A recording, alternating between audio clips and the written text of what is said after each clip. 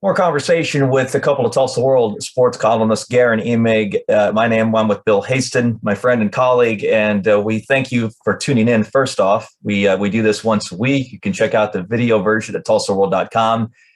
We take the audio and turn it into a podcast, and as is the case with most podcasts, you can find ours via Apple, Spotify, or Google. Thanks very much for both listening, watching, and reading. And Bill, speaking of reading, we've got a couple of things to break out this week because it's signing day. And although it's not as all encompassing as it was before they added the early signing day in December, it's still notable because the Bedlam schools, among others, are still adding players. Just today, Berry Hill lineman named Davis Dotson pledged to Oklahoma State.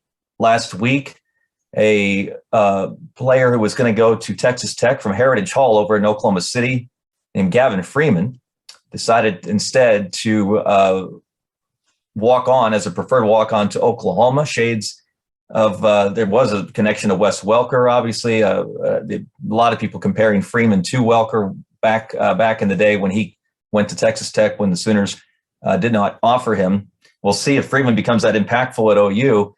And you spoke with Sam Pittman over in Fayetteville about Arkansas making inroads with regard to college football recruiting in the Metro. So you tell me where you want to begin all that.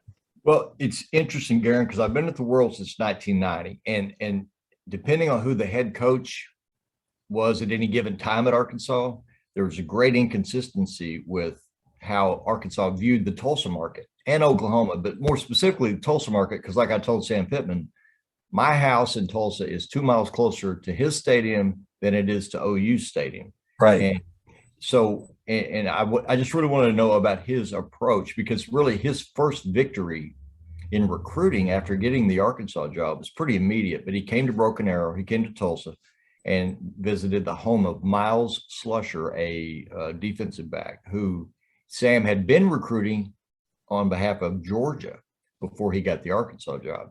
And when Sam compelled Miles Slusher to commit to and sign with the Razorbacks, that really resonated in a big way with other kids in this market, because like Miles is one of those kids that everybody had played with since little guy ball and had known, and an influential kind of an athlete, but Sam basically said, we view Tulsa. Of course, I don't want to like roll the whole thing out, but he said basically Tulsa is as much an in-state. Mm-hmm. We view Tulsa as an in-state market as much as we do Little Rock or Northwest Arkansas, and which makes perfect sense because it is 2 hours away. But you've got what I think I counted 8 Oklahoma kids on the Arkansas roster now. I mean, they're not just going to sign Oklahomans just for the sake of, but when there's a kid who can help them win an SEC game over here, they're going to make a big run at them. And he can't comment certainly on commits, right? But he got a big one the other day from another influential name in this market, Luke Hass, the tight end from Bixby. That's right. Who had been committed for months to OU, and then decommitted after the coaching change, and now is committed to. Now he's a class of 23 guy, so he's still got a year to go, but.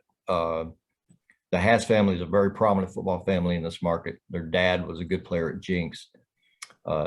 Luke's twin, Dylan Hass, Guerin, I would say is at no worse than one of the 5 best players in my mind in Tulsa.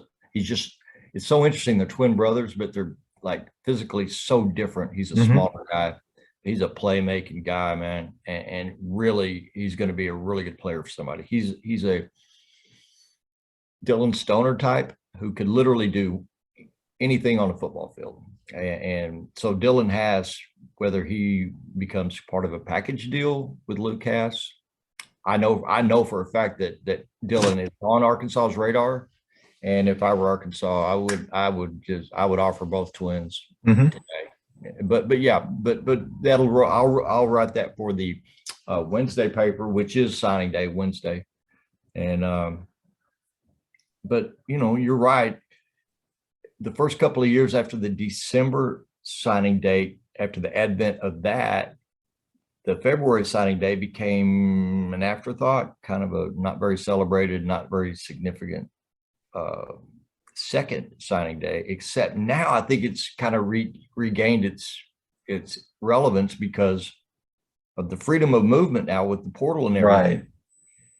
Suddenly, after these bowl games or whatever, at the end of the season, you've got positions of need, right? And you can kind of use that second signing day to do some patchwork with your roster. That's right. Coaches are going to be making choices too. They're going to lose upwards of double figures numbers of players, and this is across the board, to the portal. And so, what do you do to replace? Is it going to be, a like for a like? Do you go into the portal to get to help patch those holes, or with a little bit of relief scholarship wise from the NCAA because of COVID and the extra year of eligibility that was afforded to all of the athletes? Do you load up maybe a little bit more on a recruiting class than you might otherwise? How do you strike that balance? It's an interesting question. It's also an interesting question. How do you deal with this stuff from a high school perspective? Our colleague Kelly Hines wrote about that over the weekend for The World, in which she had comments from Bill Blankenship at Union and Lauren Montgomery at Bixby, as well as a few college coaches that we're quite familiar with about that phenomenon. So it's a lot of moving parts right now, not just for the college coaches, but the high school ones as well. I don't think any 2 years, I think each year will be like a really unique snowflake kind of a deal because, circumstances each year will be a little different. And so it'll result in, I think the December signing day will always will always be important, but the importance of the February date for each school will vary depending on the roster hits you take, like you said, post bowl or post regular season. So, but we have it coming up, and I'm not aware of any like blockbuster type possibilities, but you never know. And like you said, I mean, this Berry Hill kid, Davis Dotson, Guerin, I first started to hear of him around mid-season, and people would say, "Oh my Lord, there's a 6'8" offensive tackle at Berry Hill. He can really play. He's really athletic, great footwork, and like nobody's really after this guy." And I'm like, "How can that possibly be?" And then, as it turns out, he's 6'6", I guess, is what I read here. But very athletic looking kid, and commits to Oklahoma State. Davis Dotson. Mm-hmm. I'm telling you, I mean, you have to play a numbers game with offensive linemen over there because that's right. It's been an 8-year slump. They've either been average or below average for 8 years, and they've got to get that fixed. Mm-hmm. And if they were better up front, they'd have won the Big 12. It's that simple. So, but it's interesting that this kid that was seemingly ignored or really not a very prominent guy on very many radars, suddenly opportunity knocks. So for him, the February second chance signing day is a godsend.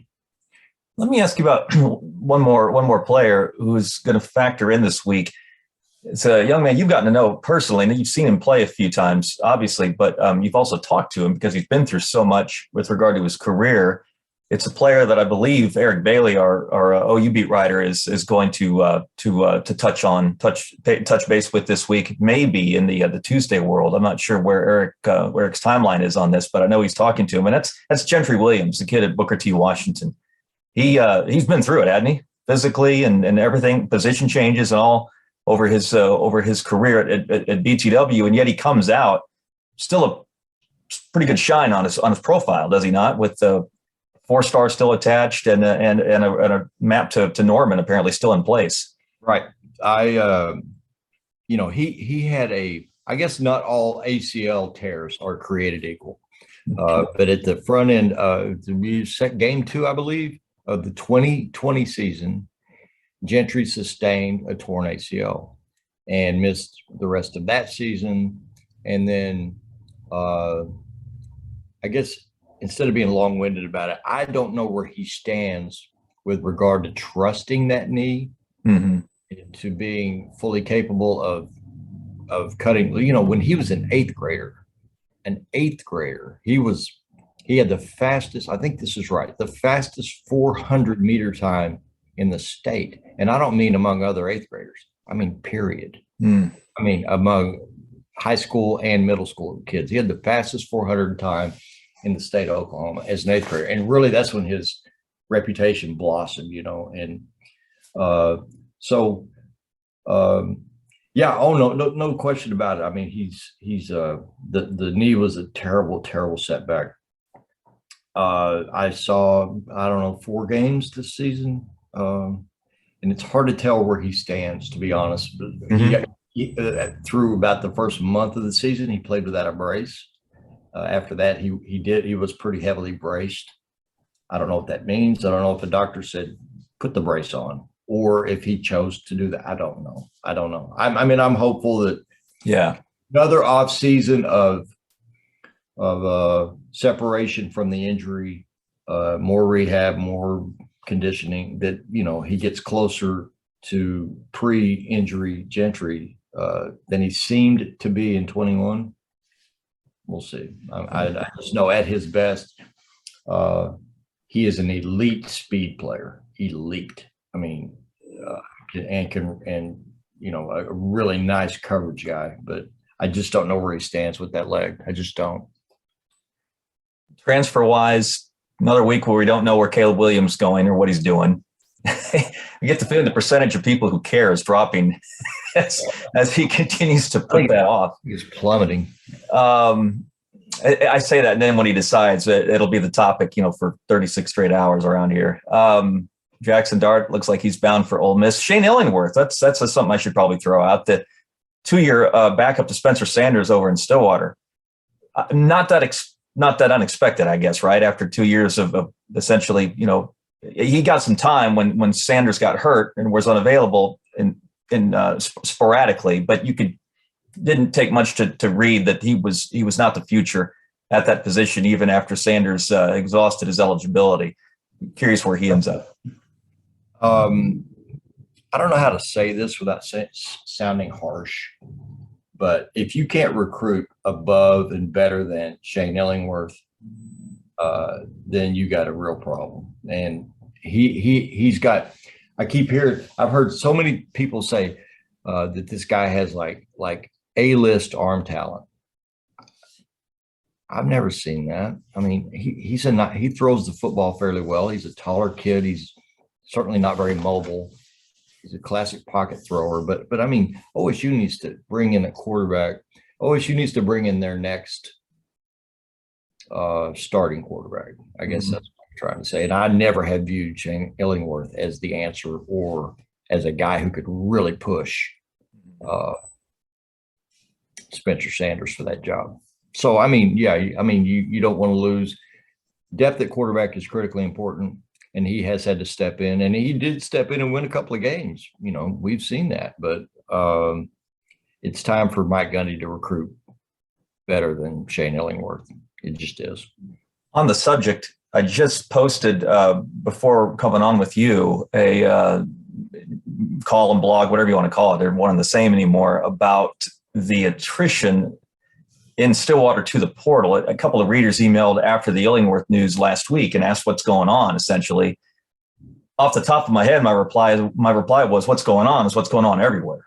Yeah, right? It's not unique to Oklahoma State. Then I dug into the individual players leaving, read some background comments they had made to either outlets or recruiting services. As is often the case, you'll see the recruiting services get a hold of these kids initially and just get an update on the decision-making process. And if you're reading into whether there's something wrong or an issue with Mike Gundy or the staff at OSU, I suppose someone could be bothered by something. That wouldn't be college football if there wasn't one problem on the roster or a few. But just generally, Bill, I think this you chalk this up to, again, sign of the times. Georgia beats Alabama and has 8 players leave the program. I mean, I'll go straight to the top of the heap here. Alabama lost 7 players the day after they lost to Georgia. Yeah. Michigan State just won 11 games, and I think their number is 13 or 14 since the end of the season. So It's happening everywhere, and it's happening for the same reasons. That's playing time primarily. Stars in a lot of these kids' eyes, as far as this is a better route to the NFL, which is where they all end up, where they all ultimately want to end up. And then in the case of a Tanner McAllister, he's following Jim Knowles to Columbus, right? Desmond Jackson's been sitting in the running back room for a couple of years. Well, he's going to Sam Houston to play for a guy who was just hired as the Bearcats running backs coach. I mean, so you've got players following coaches, players following, again, their dreams, and it's easier than ever to do it via the portal. That, to me, is the story in Oklahoma State, not that there's something internally wrong necessarily. Well, like I'm looking at a piece here about Jarek Bernard Converse's transfer to LSU. Mm-hmm. And, that one hurts.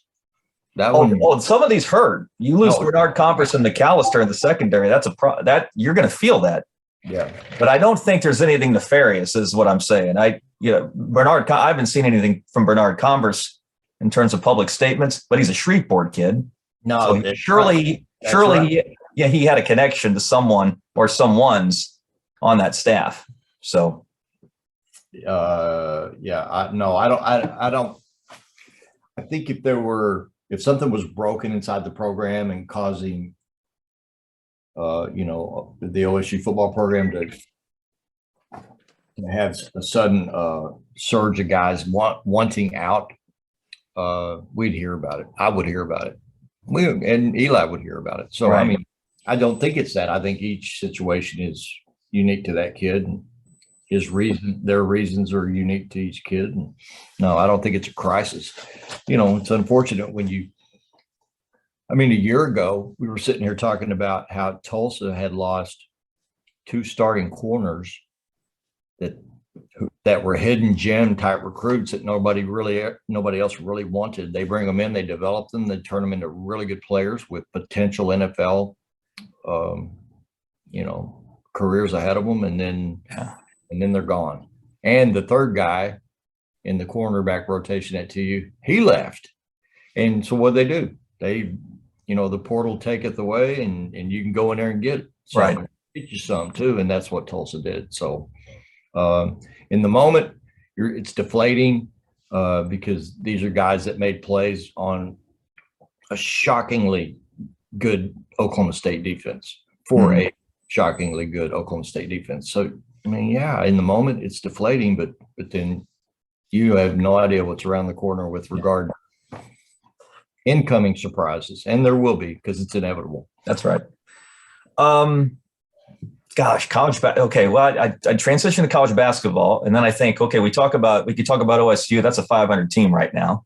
Yeah, Mike Boynton had some pretty pointed things to say about, apparently, at his press conference this morning, in terms of just a little bit too much me in that locker room and not we. You can sort of detect that watching them play. Oklahoma is probably overachieving to have the record that they have, but still under 500 in the Big 12. Tulsa, I think, just won its first league game, right, over the weekend, Saturday night. Yes. Weren't they winless? Yeah. At 0-7, it was Tulsa's worst start in conference play in 73 years, and so they got off of that and won. Played beautifully and beat South Florida. South Florida's not any good, but 1-7, I guess, looks a little better than 0-8, but it's got to feel a heck of a lot better than what 0-8 would have felt like. So I don't know. It's I don't know what to expect at the end of the season. I thought it was interesting that I wasn't tuned in, but I've heard from several people that Coach Haith did not do his post-game show after 2 of the last 3 losses, I think, which is kind of weird. It's part of the gig, step up and talk about it. I don't know what's going to happen there in a few weeks, but I just know that a year ago today, Rick Dixon was an interim athletic director, and then today he is the athletic director with what 2+ years left on a contract, and with the full support of Brad Carson, and presumably with the ability to do whatever he thinks is right for the program. So we'll see how that shakes out at the end of the season. Yeah. Well, but the attendance levels as we speak, Guerin, are the worst since the season before Nolan Richardson was hired. And like you say, 0-7, an 0-7 start in conference play speaks for itself. So tough times at TU for basketball. Yeah, tough times across the state. Again, you're in bring up ORU, but it almost feels like we're cheating because their season comes down to 3 games in Sioux Falls, does it not? Oh, totally, yeah. Yeah, it did last year. I mean, they were 4th in the regular season, and in the semifinal game, they needed a walk-off tip-in to win in the conference tournament. And in the championship game, they needed an unbelievable block shot at the end of the game to win that one. I mean, they were that close to a limit to their season being done. And then they get into the tournament as a 15, and as we all remember, bump Ohio State out first round, and then bump Florida, and missed by that much, bumping Arkansas. So no, you're right. I mean, they're just playing for South Dakota. They're just playing to get ready to go to South Dakota and try to defend that championship. Occasionally, it's fun to look ahead in terms of what we have to present the audience in the coming days. And I've been curious in particular about a project that you've been working on for a while now. Again, without giving away the word for word, as was the case the last time we talked about your tremendous piece on Clyde Barkley. I am curious what you can share about your nod to a Title IX anniversary. Tell us what's up. Right. Okay. So this also will be published Wednesday morning, and it's this year is the 50th anniversary of the federal Title IX federal legislation that requires, these institutions to provide for the women exactly what they provide for the men with regard to scholarships, facilities, accommodations, all of it. So I interviewed several women for this piece, but my favorite interview was with Edie Allen, who's interesting because she's a 1976 graduate of Hale High School. Okay. She's the daughter of a Hall of Fame coach, Bill Allen of Webster High School. So you think, well, she must have had a great and fulfilling high school career, right? She didn't have a high school career because Hale didn't have girls basketball. And she was a senior 4 years after Title IX came into play. And so, like I wrote, the wheels of progress hadn't started rolling in Tulsa just yet. And so she graduated from high school, and her basketball experience had been limited to playing like rec league basketball and park league basketball. And she was, I showed you the picture. She was wearing you remember the Chico's Bell Bonds Bad News Bears? What she was wearing, it's she played for a team that was sponsored by a sheet metal company. And so she graduates in 76, which was just like 3 months ahead of TPS's mandate that from now on, we got girls basketball. This is ridiculous. So TPS girls basketball came into play in the 76-77 season. Edie Allen actually went on to OSU as a walk-on and became a 2-year starter. But I interviewed Sapulpa coach Darlene Caleb and Union athletic director Emily Barkley, who was a good player and now is one of the top ADs in the state, and met these 2 11-year-old twin sisters who are going to be like 3 or 4 years from now, they will be like household names in girls basketball in this city, statewide. And they're going to be like 6 foot, 6'1", just dynamic players. And so basically it's just kind of almost like the way it turned out, almost a decade by decade look at how things got a little better over time. Although even into the 90s at Union, like Emily Barkley said, as a 7th, 8th, and 9th grader, they practiced every day at 6:30 in the morning because, she explained, that's just the way they'd always done it. The girls had to get up at 5 in the morning and go to practice at 6 o'clock, and the boys had the gym after school. And there was no alternating that or no wavering from that ever. It was just the girls had to go to, and it makes you wonder how many girls were unable to play, were willing to play because they didn't want to have to get out of bed at 5:15. Right. So, it coincides also, Wednesday is National Girls and Women in Sports Day. So I thought the combination of the Title IX anniversary and that day be a good piece. A good reason to look at Edie Allen's experience in basketball and how she was maybe the top player in the city at that time in '76, Guerin, but she didn't have a high school team to play for. Incredible. Yeah. Sheet metal. Yeah, I couldn't make out the name of the sheet metal company. I'd give it some read it, but I can't.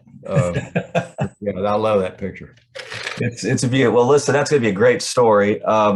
Title IX, you hear it. We've heard it so many times and applied in so many different areas over the years, Bill, that you sort of lose track of the original intent, right? And then to dig into when it really did have an impact, and to recognize the milestone is it's more than worthwhile. I'm really glad you're doing that. I'm sure the readers are going to be glad to take a look at what you've got to present at midweek. You like the Super Bowl matchup? You good with that?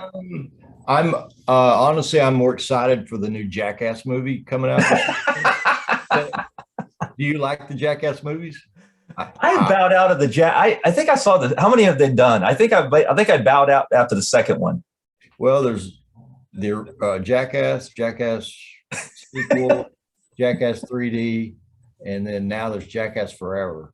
Oh God. So, but I've seen the trailer enough to know that I'm excited to see it. Yeah, I'm excited. I mean, I picked the Rams to win it all preseason, so not that I'm like that fired up about the Rams getting there. Right. But I did expect that Matthew Stafford would be a real impactful guy for them. I can't believe what I saw at Arrowhead yesterday. Can't believe it. I know. I can't believe the second half and overtime that Patrick Mahomes had. And now I'm like, wow. In a period of 2.5 hours, I went from thinking Patrick Mahomes now with Brady's retirement is the undisputed king of NFL quarterbacks. And by the end of that game, I felt like, wow, Joe Burrow and Josh Allen are the kings of NFL quarterbacks now. I mean, really, in my mind, for the time being, it's their world. I think Josh Allen is a force. And then Joe Burrow. I mean, what a clutch kid. And man, I don't know. He just got it, man. Whatever it is, he got it. And yep. Hey, go ahead. I'm a believer. I'm a believer. The Bengals are interesting, but Joe Burrow is amazing. And Joe Mixon is a lot better pro football player than I thought he'd be. Yeah. I don't know what I expected, really. And how about your man Pirine making a big play yesterday? It's good. Yeah, it's interesting to see those two guys together again after all this time, Mixon and Pirine. Bill, I switched at the Norman Transcript once upon a time. I switched to the OU football beat mid-season in 2001. Do you know the quarterback I was covering at that time? You have any idea who that would have been? For the Sooners? No, who was the high school quarterback I was covering when I switched to the OU beat 20 years ago? He was Norman High's quarterback, and he's one of the coaches in the Super Bowl. Which one? Zach Taylor. That's right. Yeah. That's my rooting interest. Did he go straight? Well, that's awesome. Did he go straight to Nebraska, or did he go? No, Butler Community College. There you go. Okay. Kansas. But wasn't he the Big 12 Player of the Year, or offensive player of the year? Yeah. Wow. Yeah, and I'm very happy for him because what did he go 2-14 and then 4-12? I didn't think he was gonna. Yeah, I was worried for him. Yeah. For the season. I mean, the way it is in the NFL now, you don't really usually get that. You go 6 and whatever through 2 seasons. You usually don't get that third season. And I don't know if the Bengals really kept him because they were of the belief that he would get it done, or they just didn't want to buy him out after 2 years, or or whether Joe Burrow said, no, man, this is my guy here. Right. I don't know.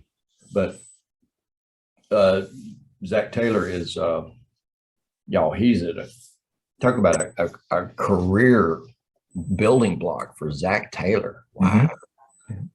Man, they got weapons galore. No, it should be. Yeah, you'd think that they're about to go on a run, but this is the NFL, and day to day, you never know.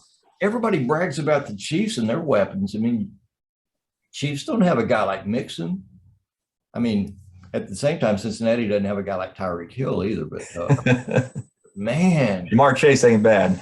yeah, Cincinnati's built for a nice sustained run, I think now. But I don't know. I at the same time, I just saw that 21-3. Here we go. This is going to, 38-13, and let's go to the Super Bowl. And so the Rams get to actually host a Super Bowl. Is it what NBC would want from a matchup standpoint? Probably not. I mean, you'd rather have Brady. You'd rather have the Cowboys from a rating stand. How about the disastrous halftime shows yesterday? Notice that? I saw the one in Kansas City. Well, the one in what happened? What happened in the? I skipped the second one. What happened? Well, more of the same. Not quite as extreme with the background noise just blowing out the. Oh, okay. Oh my gosh! It was the poor CBS guys were just. In fact, I think Boomer Esiason said, I can't hear a word here. I can't. Yeah. And it was outrageous. This giant speakers were positioned right behind the set.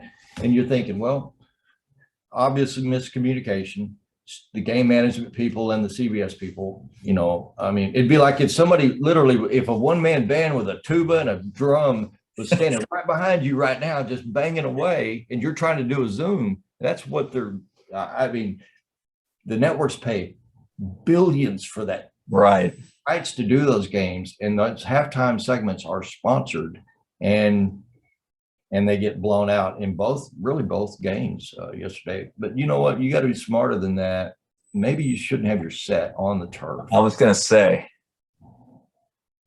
take it upstairs.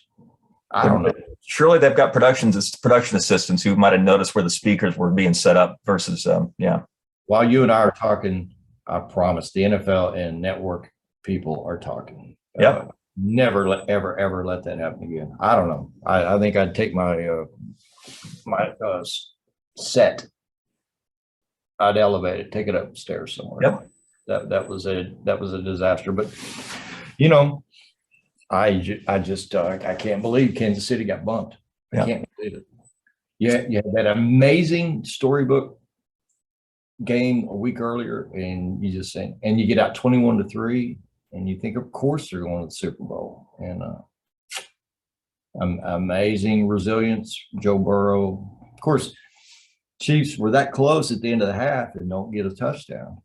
And honestly, I didn't really think it was that critical a deal. Mm-hmm. I didn't think, oh, baby, that could be I thought it was just a bad play call. Yeah. But yeah, turned out to be a massive deal and a real weird momentum switcher, I guess. Mm-hmm.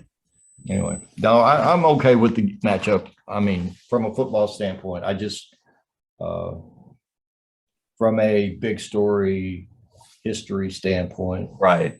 Kind of like to see Brady have gotten one more. I would like to have seen Brady get one more shot. And I think the matchup that maybe might have resonated most with the viewers and resulted in the biggest rating would have been Brady versus Mahomes. Sure. Again. So, but I'm cool with Cincinnati. I'll watch it.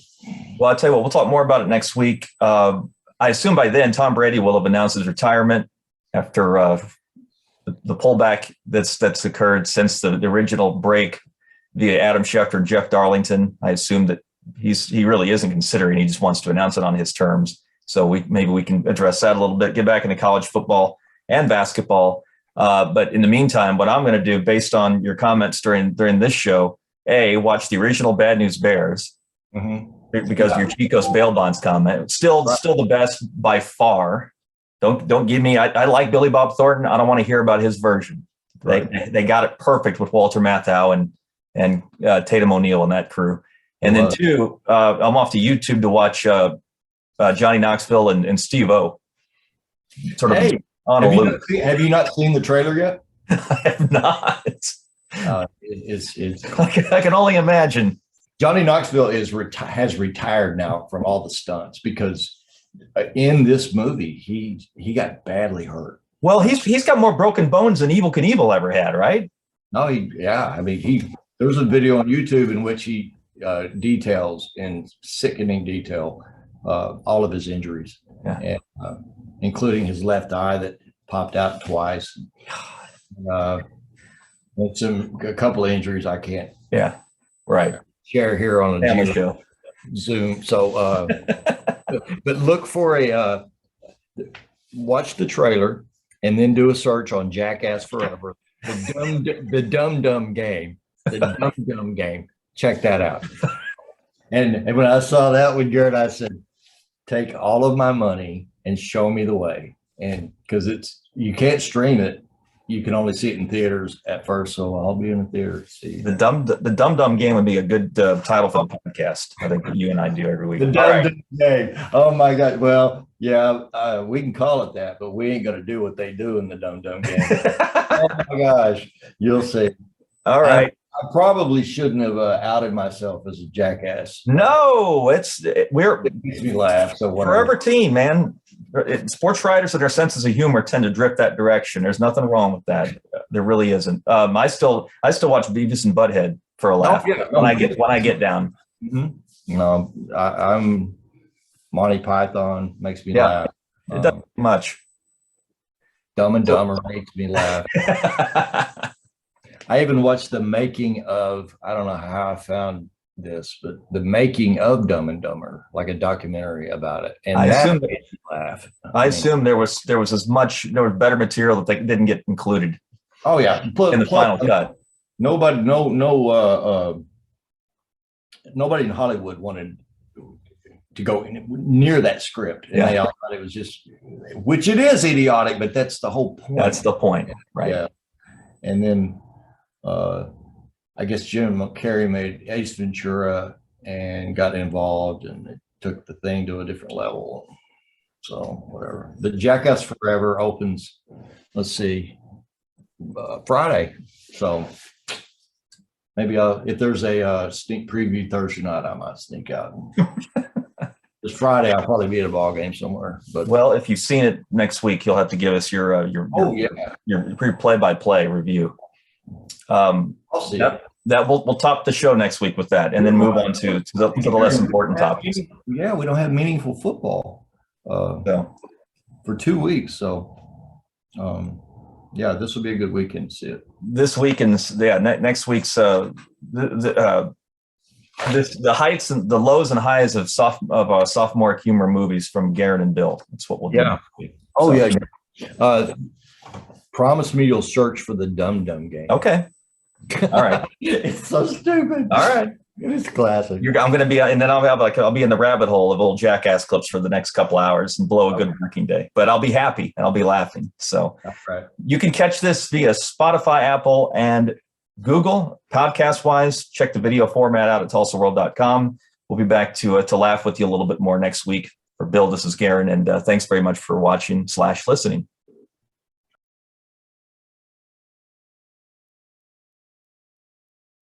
For more information, you can visit tulsaworld.com.